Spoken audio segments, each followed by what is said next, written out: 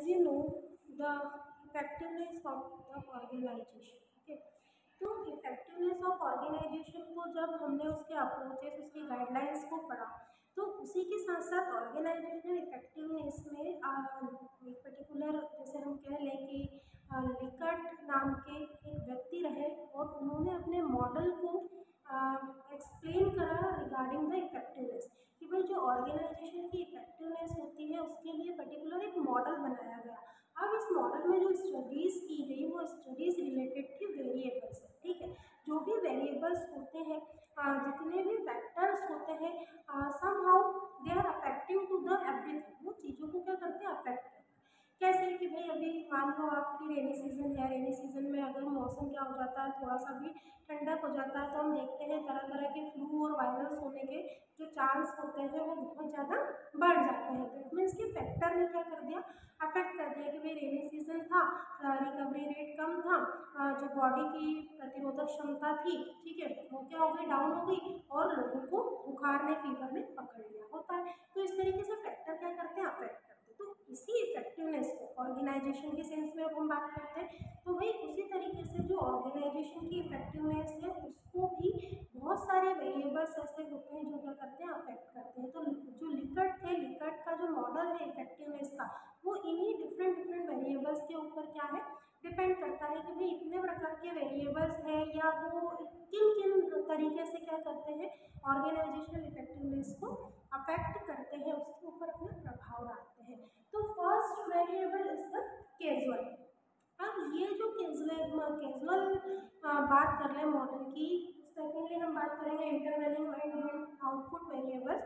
तो अगर हम कॉजेस की बात, कैजुअलिटी की अगर हम बात करते हैं, तो the meaning of casualty is here that generally the behaviour of the employ towards the policies, strategies of the organization and the system of the organization, leadership, any kind of thing which is related to the organization. So how was the employees, how the employees are thinking about that, कि भैया leadership के बारे में, अगर leadership चल रही है organisation में तो हमारा लीडर कैसा है, हमारी चीज़ों को किस तरीके से सुना जाता है, समझा जाता है, तो उसके प्रति एम्प्लॉय क्या सोच रहे हैं। फिर क्या सिस्टम है, क्या स्ट्रक्चर है हमारी ऑर्गेनाइजेशन का, हमें तो टॉप फ्लोर पर काम करने को दिया जाता है, या सिस्टम की हम बात करें तो ओपन सिस्टम में हम काम करते हैं। Here the relation of the employer and employees are very good, everything is the listen by the employer, and if the employees are having the problem, so quickly the problems will be solve by them. तो इस तरीके से totally जो behaviour है casual में, हम क्या बात करेंगे कि इफेक्टिवनेस किस चीज़ से प्रभावित हो रही है ना, किस चीज़ का प्रभाव पड़ रहा है, कि बिहेवियर का, कि भाई जो एम्प्लॉयज़ का बिहेवियर है वो ऑर्गेनाइजेशन के फॉर्म में है ना, या ऑर्गेनाइजेशन किसी संगठन के तरीके में किस तरीके से प्रभावित करता है, कि भाई उसकी लीडरशिप, नेतृत्व क्षमता को, फिर सिस्टम को, स्ट्रक्चर को, संगठन के, है ना, इन सारी चीज़ों के प्रति जो एम्प्लॉय है, जो कर्मचारी है, उसका क्या बिहेवियर है। तो it is the first variable we can say ही एक्सप्लेन। Then the intervening. अब जब भी हम बात करते हैं इंटरवेलिंग की, so here the commitment comes out. ठीक है, whatever the commitments done by the employers to employ, here we have to study it, कि भाई प्रॉब्लम सॉल्विंग को लेकर, मोटिवेशन को लेकर, या आपके व्यूज़ को, आपके थॉट्स की वेलकमिंग को लेकर कितना कमिटमेंट, क्या कमिटमेंट आपसे किया गया है।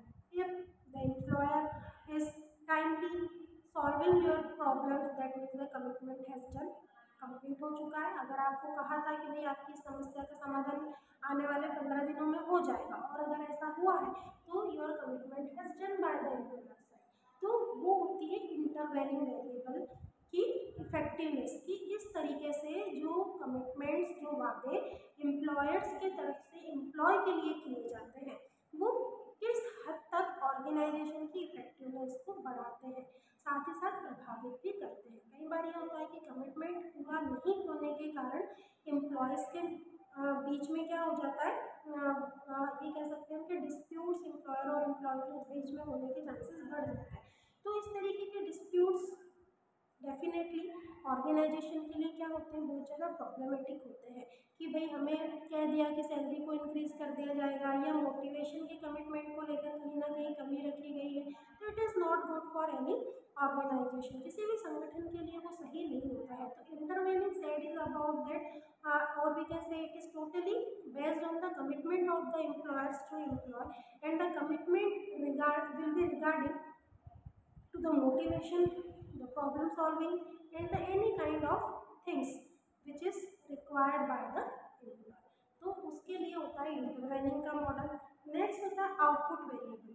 Output of we can say that कि इफ वी आर मेजरिंग और we are calculating of everything is just depend on its output, कि जब भी आप किसी चीज़ को कैलकुलेट करते हैं या मेज़र करते हैं या किसी चीज़ की गणना करते हैं, तो वो जो गणना होती है वो आउटपुट के अनुसार होती है। कि भाई आप पूरे साल बहुत पढ़े तब जाकर आपके 95% बने, तो ये 95% आपका आउटपुट था।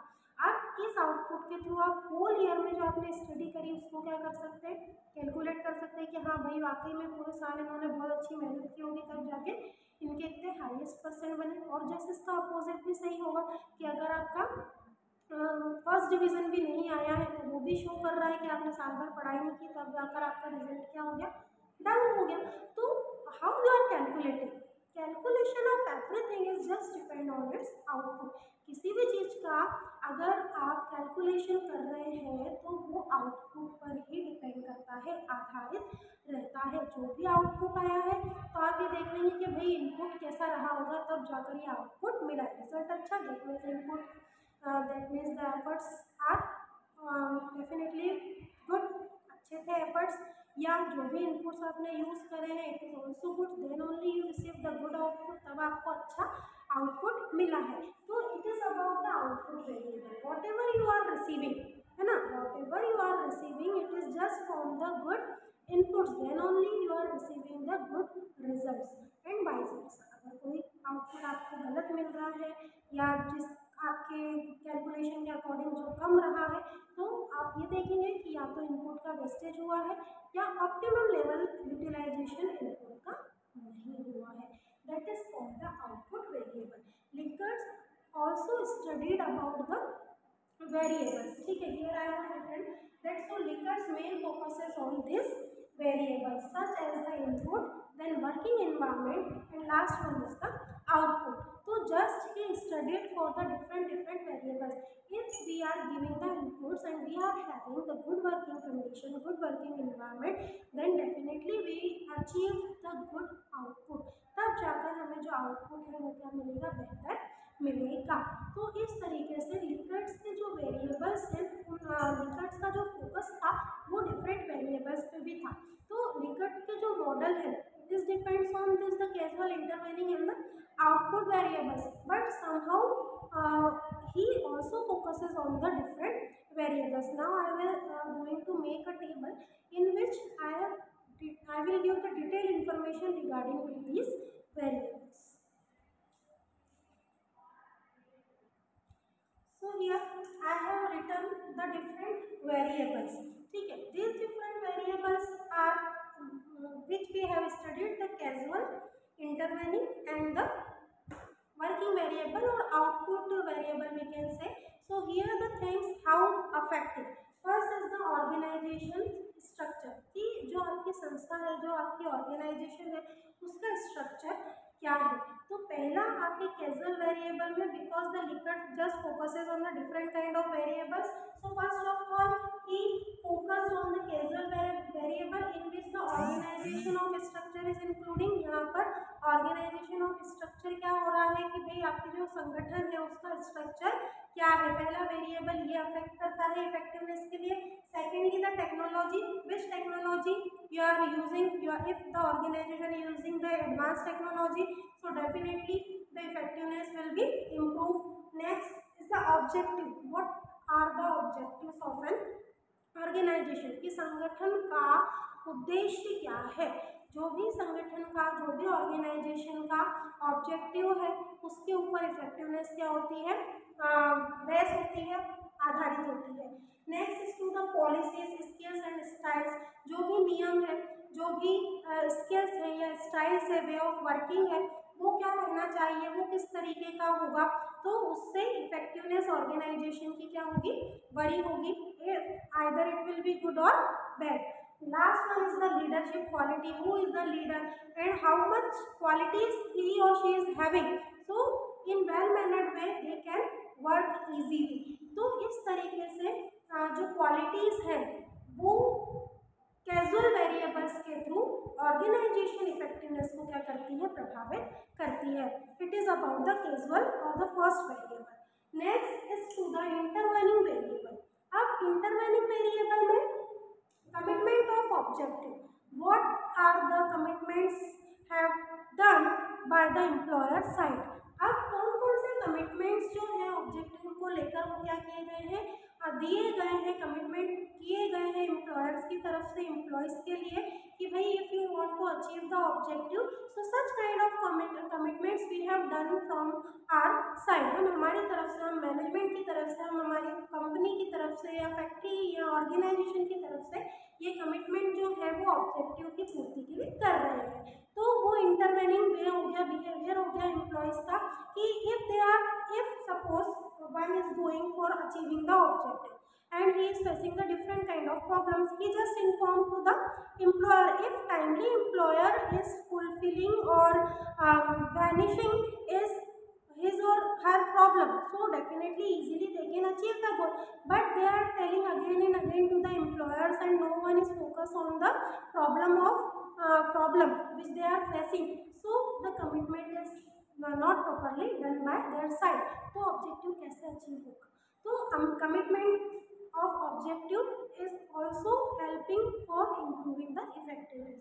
Next is to the motivation and the morale. जो प्रोत्साहन है ना दिया जाता है इसको एम्प्लॉयज़ को किसकी तरफ से, संगठन में के एम्प्लॉयर्स की तरफ से, तो वो मोटिवेशन और मोरल भी बहुत ज़रूरी होता है इंटरवेनिंग वेरिएबल्स में कि भाई अगर कोई काम करने में वीक है या किसी को काम करना बेहतर तरीके से नहीं आ रहा है या उसकी स्किल जो है मान लो किसी एक्सीडेंट की वजह से या कोई भी रीज़न से कम हो गई है and they are giving the time to time motivation to them, they are giving the rewards to their employees, so they are motivated there, तो वो उस कंडीशन में क्या होते हैं, प्रोत्साहित होने लगते हैं, है ना। अब ये मॉनेटरी मोटिवेशन हो सकता है, पॉजिटिव या नेगेटिव मोटिवेशन भी हो सकता है। Next is to the decision making, which kind of decisions are taken by them, तो उससे इफेक्टिवनेस का रिलेशन है। And problem solving, as I told you कि जितनी जल्दी प्रॉब्लम का या किसी भी समस्या का संगठन में समाधान होता है उतनी ही ऑर्गेनाइजेशन की इफेक्टिवनेस सुधरती जाती है, उतनी ही प्रभावशीलता क्या हो जाती है, इम्प्रूव हो जाती है। नेक्स्ट द वर्किंग वेरिएबल्स, या जिसको हम आउटपुट वेरिएबल्स भी बोलते हैं। Working variables including the production cost, if the production cost is decrease that means definitely the profit will be increase, उस कंडीशन में जो प्रॉफिट है वो क्या हो जाएगा, इंक्रीज हो जाएगा। Next is to the sales, what are the sales, कितना विक्रय है संस्था का, it is started from the input, the process is done into the working environment and then finally we receive the outputs. So sales, the measure of sales, the profit of sales या increasing profit is showing the outputs was good, क्या show करते हैं, input was good, क्या show करता है, अच्छा cell, अच्छा profit, अच्छा रिजल्ट के लिए जो इनपुट्स थे वो प्रॉपरली वे में क्या हुए हैं, यूज हुए हैं, तो these are the sales। Next is to the profits, as I told you profit के बारे में समझाया। एब्सेंटीज्म, कि अगर कोई एम्प्लॉय ज़्यादा से ज़्यादा एब्सेंटीज है ना, अनुपस्थित रहे हैं तो उसका सीधा प्रभाव प्रॉफिट के ऊपर पड़ जाएगा, सेल्स पे पड़ जाएगा, प्रोडक्शन पे पड़ जाएगा, कम प्रोडक्शन होगा, कम बिक्री होगी, तो कम प्रॉफिट होगा। And last one is the turnover, और इन सारी चीज़ों का ओवरऑल इफेक्ट जो है वो टर्नओवर पर पड़ेगा कि भाई सालाना आपकी आय क्या रही, पिछले सालों में क्या थी, क्या इस साल बढ़ गई है या कम हो गई है, तो it's totally depends on the inputs कि भाई किस तरीके से एब्सेंटीज्म थे या कमिटमेंट पूरे नहीं किए गए या फिर ऑर्गेनाइजेशन के स्ट्रक्चर के टुवर्ड्स बिहेवियर अच्छा नहीं था, anything which this three variables are including in theirself. अगर इनमें से किसी एक में भी या दो में भी प्रॉब्लम आती है तो ऑर्गेनाइजेशन की इफेक्टिवनेस सीधे सीधे क्या हो जाती है, प्रभावित हो जाती है। या आप इनपुट्स अच्छे हैं, वेरिएबल्स प्रॉपर काम कर रहे हैं तो जो रिजल्ट्स हैं वो डेफिनेटली गुड आएंगे। और अगर इनमें से किसी भी एक वेरिएबल को संगठन की तरफ से नज़रअंदाज किया जाता है, निग्लेक्ट किया जाता है तो इफेक्टिवनेस खतरे में आ जाती है। तब उस संगठन को हम कह सकते हैं कि भाई अत्यंत प्रभावशाली ये संगठन नहीं रहा। तो this kind of variables on which the Likkert's must focuses, and we can say it was the Likkert's model of effectiveness. This effectiveness, organizational effectiveness, mostly we some topics we have covered. In our next video we will start the organizational performance. Thank you.